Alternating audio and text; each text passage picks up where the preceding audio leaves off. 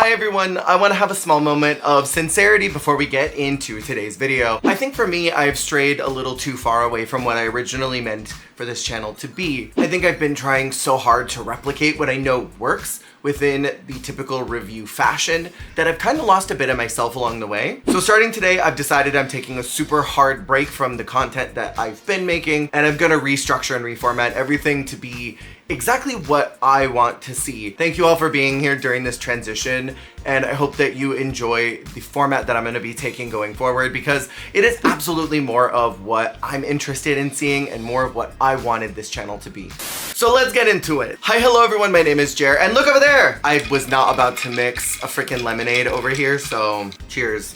I hate the feeling of being rushed. I refuse, in fact, to rush. Not only am I Latino, but I'm also a Virgo, and I'm gay, so I'm practically in my own time zone. And life is never serious enough to me to hurry. So episode 7 of season 18 of Drag Race, feeling so hurried, stressed me out. The episode is rushed, the runway is abridged, the challenge is kind of sped through, and there's no deliberations. Everything was just going at rapid pace, and it's almost like they were just dying to get this episode over with in post. I speculated some episodes ago that production was not feeling this cast severely, and I think we saw that play out in the edit this week. And I also believe that we have hit the Drag Race fatigue already of this season, which we see happen across every franchise, every season, no matter where it's at. There's a point in every season where queens are presenting a little bit more tired than they have. The show isn't quite able to edit around that. Challenges are getting a little stale. We've seen everything and it's starting to get a little familiar. There's usually something that will break that fatigue, either a character that is able to turn the energy around. We saw someone like a Jada Shada in Canada 3 start talking about how she got topped by a ghost in the middle of the night. We saw Jinx Monsoon horfing peanut butter sandwiches during the branding challenge and being such a lunatic that it reset the energy of the room. There are these queens that are able to do that, and I feel like I can already see who's going to be that person to reset the energy next week. And I think they tried really hard to get that energy reset here. But my overall thought is I don't understand what's not clicking this year. Why does it seem like production has already moved on from this cast before they even got off the ground? I thought an older cast would slap ass, but this group is not really being represented that well. Not within the edit, at least, and I don't think that's their fault. And the way this season is hard to be excited for makes me worry that casting is going to give up on looking for older queens, at least in this volume in the future. Damn, we tried it.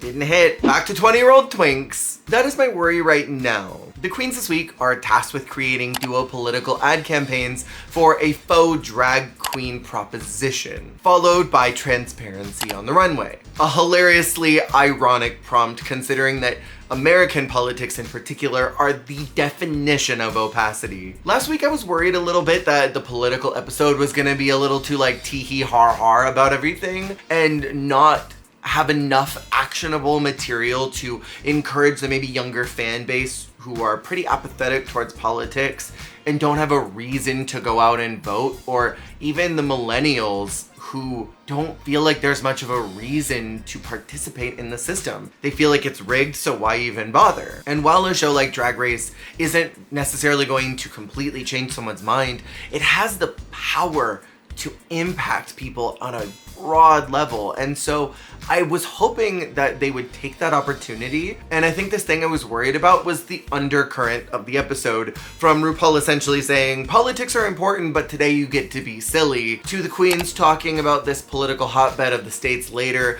but especially about Florida and how hard they have to fight to rally their community together and to feel safe in their spaces. But then all of it being capped with, okay, let's get the energy up so that we can deliver an exciting runway. I think people are complex enough to handle a serious conversation without having to resolve that in clownery. It's like giving a critique between compliments. When you undercut the sincerity or seriousness of a moment with a har-har, it dilutes the importance of what was said, I think. I think this conversation was especially important after just a few weeks ago, Jane was saying that these bitches from Florida can't even read. Wait a minute, bitches. And I think it was a strong opportunity for the show to reveal the deeper intelligence of their Floridian cast, that they do have some self-awareness of the reality of their situation and not just cat all the time. But that wasn't accomplished in my opinion. They talk pretty heavily about what's going on, but then immediately go to,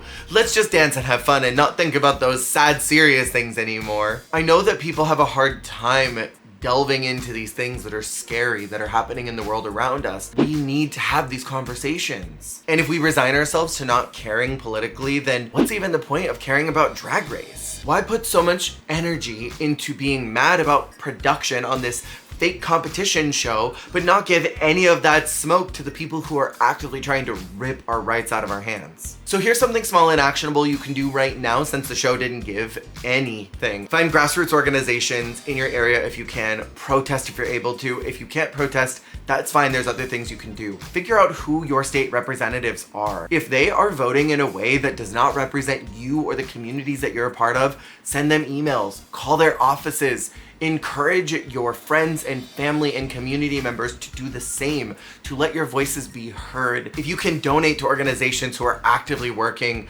to bring these lawsuits forward to the US government and battle the system, do so. If you can't, that's fine. The simplest and most actionable thing that you can do right now for free in your home is to not give up and to not encourage your fellow community members to give up. Because the more that we see people say, oh, well, it doesn't matter, it's all fixed, then we're cooked. I know that a lot of y'all are probably skipping this segment, but I hope that you didn't. We cannot lose hope. We cannot be apathetic, especially in this very important and critical midterm election. Turn out in the votes. And if the Save America Act somehow manages to pass, which is going to hinder millions of people from being able to vote, do everything you can to get that documentation so you can vote. We need to sweep everywhere in November. Otherwise, none of this matters. This conversation we're having here about Drag Race really doesn't matter. If you're not gonna put the same amount of energy into your political activism as you do towards being mad at RuPaul in production for shafting queens and giving them unfair treatment, we've super lost the plot. Soapbox ended. Let's move into the episode where Myki Meeks is the main player this week. She enters the workroom mad as hell, ready to let the fire under her propel her to the finale. We see this archetype of girls that are severely underestimated or they're sabotaged in some kind of way, and they realize that they've got to kick it into gear. Myki is a fierce performer. I keep getting shown her videos on TikTok and she is a force, and the girls are not ready for the heat that she's about to bring to the competition, I think. And I think she's applying herself now more than she ever has before. I'm obsessed with her coming into the room with this revenge shirt. She packed that with so much intention just in case something happened. She wanted to be prepared. She was ready to do something. That is mind of a mastermind right there. She is the winner of the challenge this week, and while I agree that she was wonderful, I wish that the judges had their deliberation time retained so that we know exactly what tipped the scales. It's funny that this episode played on the lack of transparency within politics when that's exactly what happened with the lack of deliberation. There was no transparency in the decision making. Myki has been a pretty grounding force in these duo challenges. I think we saw that specifically in RDR and we saw that here. She worked very well with Athena in Prop 6969. Myki was presenting the pro option, wanting foreign trade. This proposition was maybe the most topical out of all of them, since there's a huge talking point currently from the far right extremist idiots who are deeply encouraging xenophobic rhetoric, trying to make their base be fearful of people that are foreign to them. And since this is such a hot topic issue, it does need to be handled with a certain amount of adept delicateness, and I think Myki accomplished that. She had maybe the most challenging subject matter, but did the most with it. I thought she was hilarious as Stephanie Miller, aka Lollipop. Her presence in the scene was strong. I think she earned rightfully her high placement. And can I say, her message about being for foreskin is something I can get behind, something I can get on my knees for, or whatever position I need to. I do appreciate how she incorporated Bryce into the scene, because a Caucasian man in an ad campaign about foreigners made him stand out like a sore thumb a little bit. And so I like the incorporation of her line delivery to make sense of his presence there. On the runway, she is presenting this semi-transparent suit. It was like those clear raincoats, but make it sexy businesswoman. It's definitely a slay because even though there's not a lot to look at and evaluate, what is there is effective and looks great. Athena Dion is paired with Myki in the duo challenge, but is against the room in the cold open. I don't like critiquing the queens on their personalities themselves because I think there's something a little tacky about that. I don't know them, we don't know them. But what I will say is I don't really like sore winner mentality. Complaining that the girls were conspiring on who should be the bottom Vereda queen when she quite literally campaigned last week to make sure that Juicy was the top player is the definition of being a hypocrite. And we are shown multiple girls breaking this fourth wall that yes, she also did campaign, so why is she complaining right now? Like, how are you going to complain that people are playing the same cards that you yourself used after you won? Like, why are you talking? Take your win, take off your heels, and be quiet. I think Athena is kind of a hard character to root for on this season, sadly. She's not being painted as someone that's very likable, and I can't help but feel like it's going to be difficult for her to turn around that public perception of her. Her run on the show is a great example that sometimes being on Drag Race can be worse for your public persona than if you had never gone on. Make no mistake, I think she'll still be booked and busy, but I think it's gonna take a while for her to break out of this character that she's created on this show, someone who's kind of a sore winner, who complains a lot, and kind of thinks that she is delivering so much more ferocity than what she actually is. I do think the social mechanics of her game are interesting, something that we don't see a lot of on this show, and I do like that, but she is hard for me to say yes to. In the challenge, she is playing this hyper-religious, anti-foreign trade representative. I love that the universal dumbass politician voice for the far right is always that foghorn deep south accent. I also think it's hilarious that the less education you've received in your life, the more likely you are to be a conservative. What does that say about the elephant party? She was really fun though, and she kept up well with Myki, I think. Traditionally in these duo challenges, both parties win.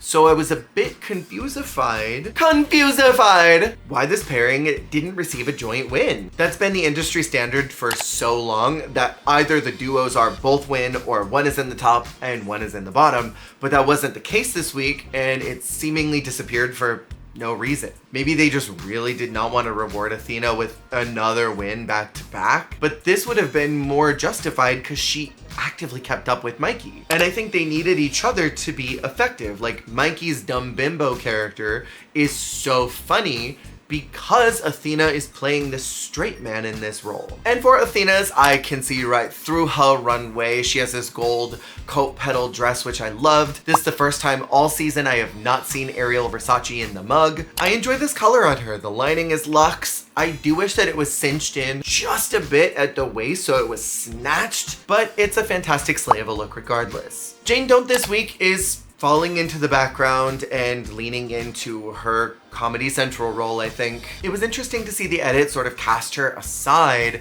after building up this long narrative that she is afraid of slaying for fear that they'll put a target on her back. Like that story disappeared so quickly. She was extremely entertaining in the challenge as this Daisy Fun Buttons character. Her proposition to add the letter C to the LGBTQIA, I think, had virtually no grounding in reality. And so I think because of that, she's able to go off the rails a bit. There's no sensitivity that needs to be held when approaching this challenge like the previous duo had. For the runways, she's giving me those transparent PNGs that are not actually transparent. They've got those blocks behind them. I love a Lee Bowery reference. That is always effective to me because we don't see them overused very often. It's a very cute slay of a look. And this is probably my favorite look from Jane because even though there's a lot going on with that pink tool, that tulle fabric, it's got a lot more focus than her other looks have had. The question remains, can you please her? And she is paired up with Jane. I think she had a great week in the comedy department, but much like Jane, she was just a background player. Coming off the heels of last week where the narrative is that she is unprepared for the challenges that the competition is providing, was not really followed through this week considering that she was able to apply her critiques. Her improvisation was amazing, which I'm not surprised about because she did great in RDR in my opinion, and should have placed high for that challenge. I think she was able to grab onto that gatekeepiness that older queens often have towards people that are new and different, sort of alt, and she played well with that concept. I appreciated her direct reference to Michelle saying, "and know your words." She was a great time to watch, and I want to acknowledge that her preparedness was much better this week. On the runway, she is referencing Xenon Girl of the 21st Century, a film that shaped me. I want some O-rings now. It was very cute, but a simple look. It doesn't break any boundaries, but neither does this runway prompt. So it's a slay, it's a great reference, and for that, I like it. Discord Adams for the last several weeks has this building narrative that she takes herself way too seriously to the point where she forgets to have fun. Michelle even touches on that when she says later on during the filming portion, "Tell your shoulders that." This week, Discord was a joy to watch in all areas, from the challenge to the runway. You can see that her confidence is building, and with that comes a bit more freedom to let go of some of that intensity that she brings to filming. Her campaign proposition was about kai-kaiing between drag queens, and all I thought of was about that season 4 guy who was like, "You want to tell all of America to have sex with you?" Because he didn't know that Kiki was a thing. Her presentation reminded me a lot of Sharon and Estrella in the Come to Spain challenge, where they kept saying, "and the glory holes." Anytime you have a repeating vocal line, that can lead to some great comedy beats, and I think Discord utilized her vocal stim of "need a sister" incredibly well. That's gonna be vocal stim for me. Certainly more than that babidi goobity gop thing that Sierra said. And really, who can please a sister better than a sister? Especially if you're from Alabama. That's Nebraska. They only their cousins in Alabama. Discord had this Max-esque vibe to her this week during the production portion, where she brings Nini in and locks her into the challenge, saying, "well, how about you do it this way?" guiding her through the challenge in a way that could have set up Discord as the winner. On the runway, Discord is presenting a biblically accurate angel.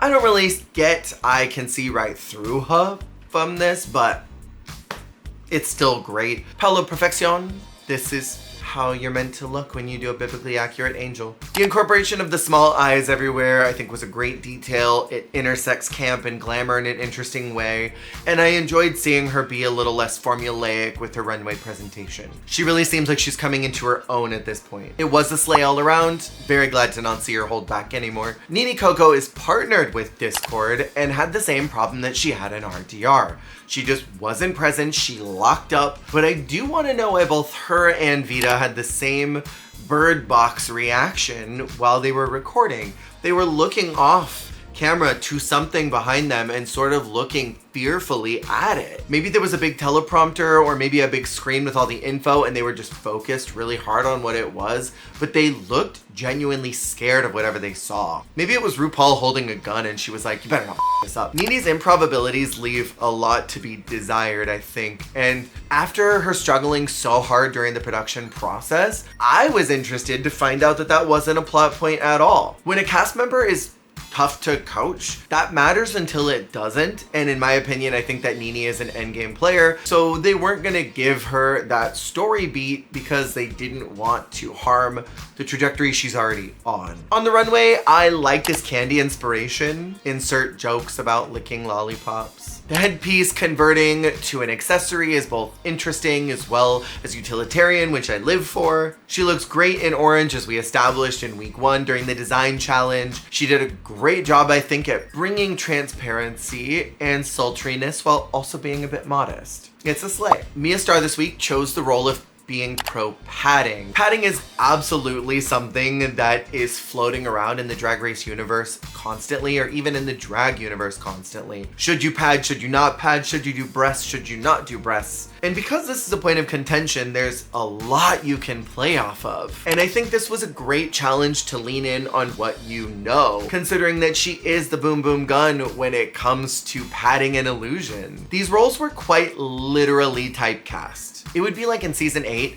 if there was a role built of someone who's a violinist, and the opposing character is a bald comedian from New York City. This role was written for Mia, and I think she was smart to fight for it. Her disagreement with Darlene didn't really go anywhere. It had no actual weight on how the episode progressed, and even though she was moderately funny in the challenge, not being bottom 2 when Juicy was kind of confusing to me. I think it would have been great stories since they were both just top 2, that together they landed in the bottom, and maybe one of them goes home in a shocking elimination, or it's a double save. And I think that would have broken the fatigue that very clearly has set in. On the runway, she's got this sour gusher colored over piece on a skeleton bodysuit. I like the glasses the best, but I'm a sucker for a prop of that scale. It's a soft sleigh because it doesn't really do anything. It's just cute. It looks like something you'd see a Monster High doll wear. But I think this runway was a throwaway, so.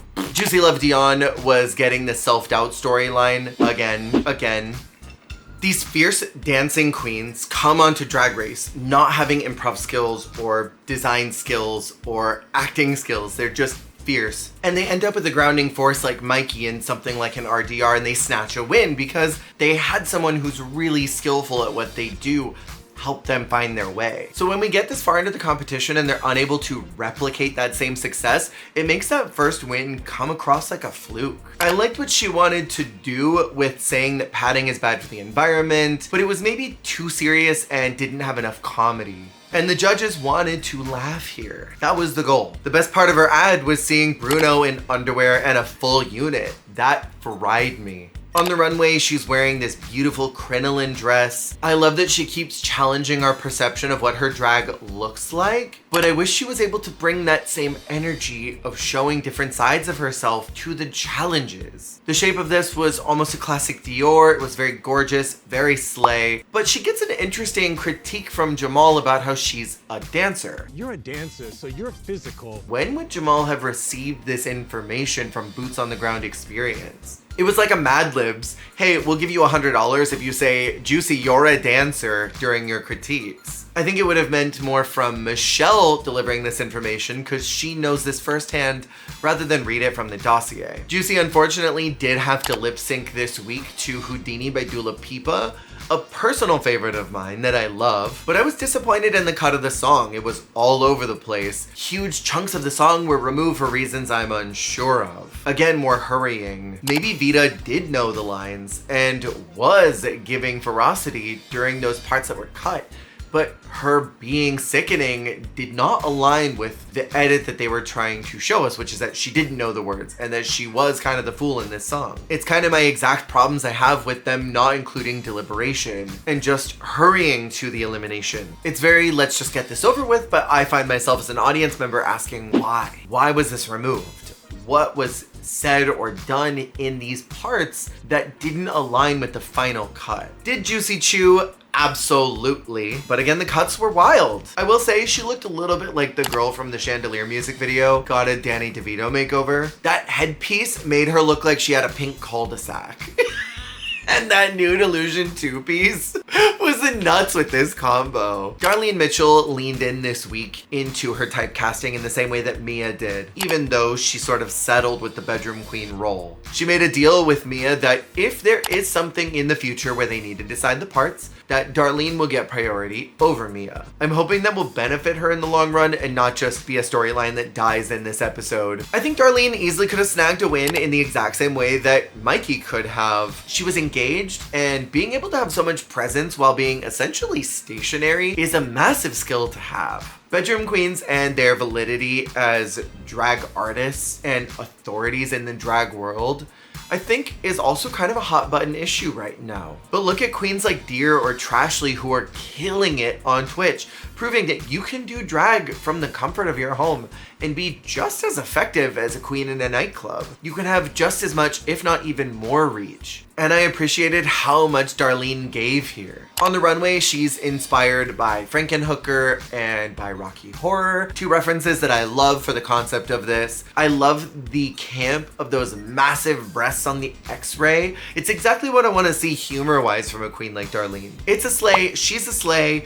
and I need Darlene to snag up a win soon because she's got such main character energy and she's doing something that is so different for Drag Race. This archetype of queens that do mostly drag in their bedroom a la like an Aiden Zane don't often bring everything that Drag Race needs. They're always missing something. But Darlene has that critical piece, that charisma that is so strong and bombastic that she just works. She's turning around that narrative of what bedroom queens are, and I love to see it. I think it would have been interesting to see her get the win this week, especially since Vita was the one who went home. It would have been fascinating to see that high-low placement, further emphasizing their skill differential. Darlene is sort of unpolished with this distinctly 2020 POV when it comes to drag, where Vita is this polished pageant girl who just can't connect the challenges to the skills that she innately has, that she should be able to draw experience from. Speaking of, Vita Von Teese was a part of that tiff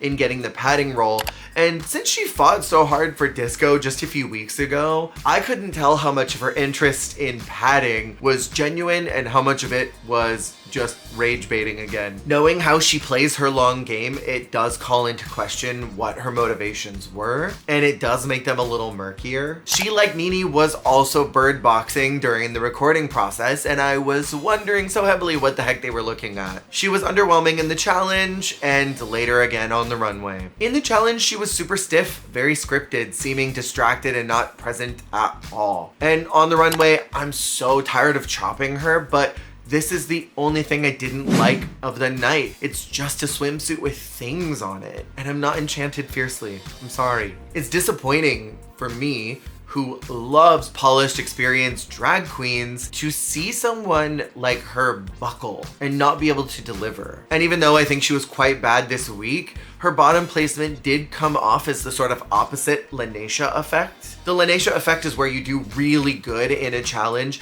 and you deserve a win, but for story purposes, they have to give it to someone else. So the following week, they give you a bogus win that should have gone to another player because they have to give you a consolation prize. The opposite effect to this is you do really bad in a challenge, but for whatever reason, you don't lip sync. I'm immediately thinking, because it's very recent in my mind, a Piche in Drag Race France Season 2, where the judges didn't make her lip sync even though they should have, and the following week they kind of bogusly eliminate her even though it was not her time to go. And not that I think that Vita got a bogus bottom placement, but I think the bottom could have gone to a lot of folks. And I think they were so upset that she was not bottom because of Rada Queen that they had to get their lick back this week. This week saw a lot of opportunities for her specifically to knock it out and to recover from how poor her performance was last time, and she just didn't follow through on that, sadly. And I think that was the general theme of the entire episode, not just with the queens, but also with the edit. I'm getting the distinct impression that they're over this season and they just are speeding to get it done,